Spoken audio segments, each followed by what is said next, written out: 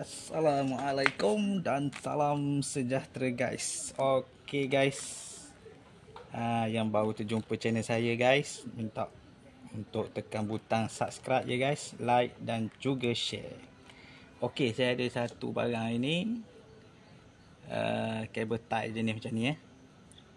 Okey, kabel tie ni memang sesuai lah untuk kerja-kerja otomotif. Okey, terutamanya yang ada skru-skru plastik tu, yang kita boleh pakai ni je. Okey, kalau skru tu biasa rosak, skru plastik tu kan.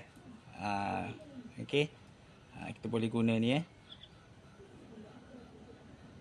Maknanya kita masuk sini dan kita tarik, dan terus tarik je dan dia akan ketat.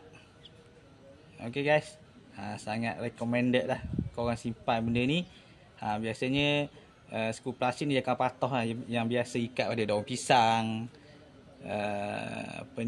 pada grill depan tu, banyak yang patah tu. Korang boleh guna ni je. Alright guys, dia punya link saya letak dekat teks tu .